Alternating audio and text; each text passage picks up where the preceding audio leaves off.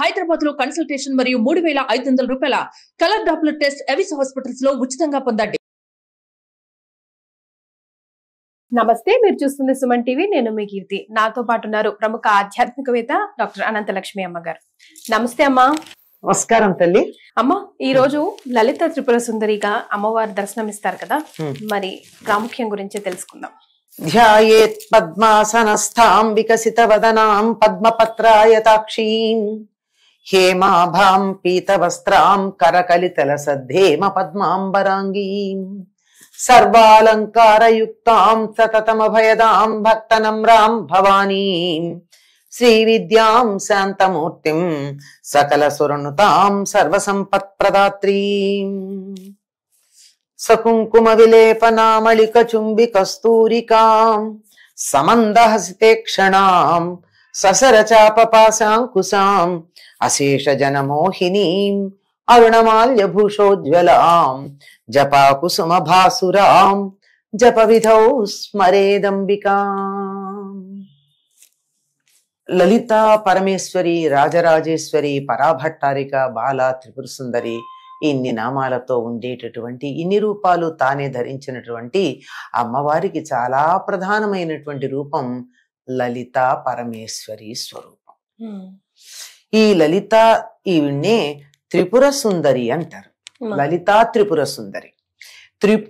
త్రిపుర త్రయంలో మధ్యది ప్రధానమైనటువంటిది అయిన దానికి అధిష్టాత్రి ఈ లలిత త్రిపుర సుందరి. త్రిపురములు అంటే మన శరీరంలో ఉండే స్థూల సూక్ష్మ కారణ శరీరాలు 3 త్రిపురాలు. ఈ మూడింటిని అధివసించి ఉండేటటువంటి అమ్మవారిని త్రిపుర సుందరి. ఈ 3 పురాలని అధివసించి ఉండే అందగత్తె. అంటే ఇది పైకి మనం ఇలా చెప్పినా మళ్ళీ ఇంకో మాట చెప్తారు, త్రిపురాసుర సంహారం చేసినటువంటి శివుని యొక్క శక్తి త్రిపుర సుందరి అని. దీన్నే ఏమంటారంటే ఎక్కడా కూడా మొత్తం ధ్యానము, ఉపాసన, పూజ ఇత్యాదులన్నింటిలోనూ ఉండే 3 ఏకీకృతమయ్యేటటువంటిది శక్తి. ఎట్లాగంటే ధ్యాన ధ్యాతృ ధ్యేయ రూప అని అమ్మవారి నామం ఉంటుంది. ధ్యానం చేసేది ధ్యేయమైంది, ధ్యానం చేసేటటువంటి వాడు 3 కలిపి ఒకటే. ఇలా 3 కలిపి ఒక్కటిగా అయ్యేటటువంటి స్థితి త్రిపుర సుందరిగా చెప్పబడుతూ ఉంటుంది. అందుకనే త్రిపురాత్రయంలో మధ్యలో ఉండేటటువంటి అమ్మవారు 2వ శక్తిగా చెప్పబడుతూ ఉంటుంది. అమ్మవారికి సంబంధించినటువంటి మంత్రాలలో మొట్టమొదటిది బాలా మంత్రం అని చెప్పుకున్నామే, అది మొట్టమొదటి బాలా త్రిపుర సుందరిగా ఉన్నటువంటి మొదటి మంత్రం. ఇది 2వది పంచదశి మంత్రం. ఈ మంత్రాలను మనం నోటితో ఉచ్చరించకూడదు కనుక చెప్తా. పంచదశి అంటే 15 బీజాక్షరాలు ఉండేటటువంటిది.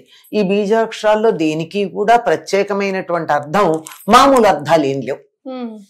బీజాక్షరాలకు సంబంధించిన ప్రత్యేక నిఘంటువులో ఉన్న అర్థాలే తప్ప మనం మామూలుగా చెప్పుకునే నిఘంటువుల్లో ఉండే అర్థాలు ఏమీ లేవు.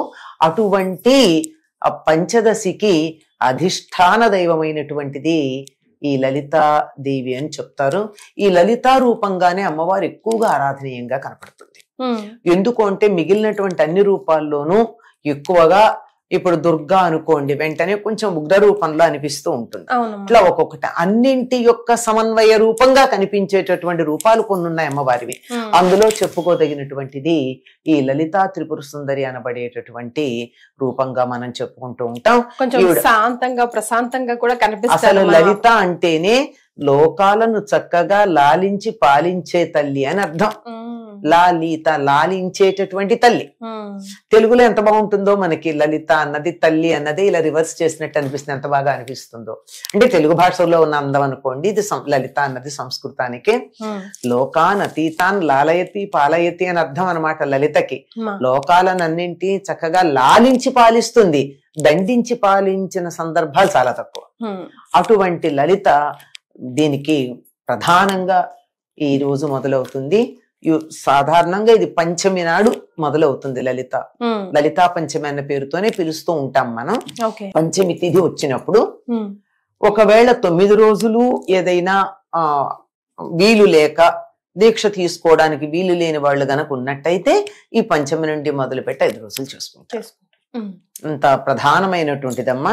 ముత్తైదువులందరికీ కూడా ఈవిడ మాంగళ్య సౌభాగ్యాన్ని ప్రసాదిస్తుంది అని శ్రీచక్రానికి కుంకుమార్చన చేయడానికి ప్రధానమైనటువంటి రోజుగా ఈ లలితా పంచమిని గురించి చెప్పుకుంటూ ఉంటారు.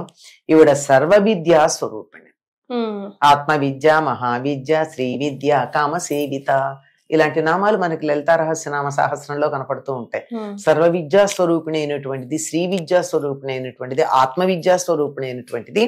ఈ రెండింటిని మించి ఇంకేటేం లేవు. శ్రీ విద్య, ఆత్మ విద్య రెండూను. ఆ రెండింటి యొక్క సమన్వయ స్వరూపంగానే మిగిలిన అన్ని విద్యలు ఉంటాయి. కనుక అటువంటి స్వరూపిణి అయినటువంటి దేవుడ సచామర రమావాణి సవ్యదక్షిణ సేవిత అని చెప్తారు. ఈవిడికి ఒక పక్కన లక్ష్మీదేవి, ఒక పక్కన సరస్వతీదేవి ఉండి చక్కగా ఆవిని సేవించుకుంటూ ఉంటారు. కుడి పక్కనేమో సరస్వతీదేవి ఉంటుంది, ఎడమ పక్కన లక్ష్మీదేవి ఉంటుంది, మధ్యలో లలితా పరమేశ్వరు ఉంటుంది. ఈవిడ చక్కగా తన చేతులు 4 చేతుల్లోనూ కూడా చక్కని ఆయుధాలు రాగస్వరూప పాశాఢ్య, క్రోధాకారాంకుశోజ్వల, మనూరుపుక్షుకోదండ, పంచతన్మాత్ర సాయక 4 చేతుల్లోనూ 4 రకాలైనటువంటి ఆయుధాలు ధరించి ఈ ఆయుధాలను శత్రువుల మీద ఉపయోగించే పద్ధతి వేరు, భక్తులకి ఉపయోగించే పద్ధతి వేరు. ఆయుధాలతోనే దగ్గరికి లాక్కుంటుంది భక్తులని, ఆయుధాలతో శత్రువులను సంహరిస్తుంది. అలా ఉండి చక్కగా చేతిలో ఒక చెరుకు గడ ధరించి భక్తులందరినీ అనుగ్రహించటానికి ప్రసాద పూర్ణమైనటువంటి చూపుతో నిరంతరం కటాక్షిస్తూ ఉంటుంది. అటువంటి తల్లి లలితా పరమేశ్వరి, రాజరాజేశ్వరి, పరాభట్టారి. మరి ఈ రోజు తప్పనిసరిగా చేయవలసిన పనులు, పూజా విధానంలో మార్చుకోవాల్సినవి ఏదైనా కంపల్సరిగా చేయవలసింది అంటే ఈ రోజు మొదలు పెడతారు కొంతమంది అని చెప్పాను కదా. అక్కడి నుంచి ఈ రోజు తప్పనిసరిగా కుంకుమార్చన చేస్తారమ్మా. అన్ని రోజులు చేస్తారు. ఒకవేళ అన్ని రోజులు కుదరకపోతే కనీసం ఈ రోజైనా కుంకుమార్చన, శ్రీచక్రం ఉంటే కుంకుమార్చన చెయ్యాలి. శ్రీచక్రం లేదనుకోండి, పెట్టుకుంటే దాన్ని నిర్వహించడం చాలా కష్టం కదమ్మా. అంచేత లేకపోయినా ఆ రోజు అమ్మవారి విగ్రహానికో లేకపోతే పసుపు గౌరీదేవి చేసి పెట్టుకుంటాం మనం. చాలా మంది మీ కలశ స్థాపన అవన్నీ చేయలేని సందర్భంలో కనుక దానికైనా కుంకుమార్చన చెయ్యాలి. చక్కగా లలిత రహస్యనామ సహస్ర పారాయణ చేయగలిగితే చెయ్యొచ్చు. లేదంటే అమ్మవారికి సంబంధించినటువంటి అష్టోత్తరం ఉంది, త్రిశతి ఉంది, ఖడ్గమాల ఉంది. ఇవన్నీ కూడా ఖడ్గమాల మొదలైనటువంటివి కూడా బీజాక్షరాలని వదిలి చేయడం మంచిది. ఎందుకంటే ఉపదేశం లేనప్పుడు బీజాక్షరాలతో చేయకుండా మిగిలిన మామూలుగా స్తోత్రాలు చేసుకోవచ్చు. అలా చేసుకుని అమ్మవారిని పూజించినట్టయితే అమ్మవారు చాలా తొందరగా రకరకాలైనటువంటి ఇబ్బందులని తొలగించి అందరూ సుఖంగా ఉండేట్టు చూసేటటువంటి తల్లి. పాలిస్తుంది, లాలించి పాలించే తల్లి కదమ్మా. ఎంత ప్రేమగా చూసుకుంటుంది. సో అమ్మ, ఇప్పుడు కుంకుమార్చన సమయంలో మనం పెట్టుకునే కుంకుమ 365 days పెట్టుకోవచ్చా? 5 రోజులు తప్పించొచ్చా?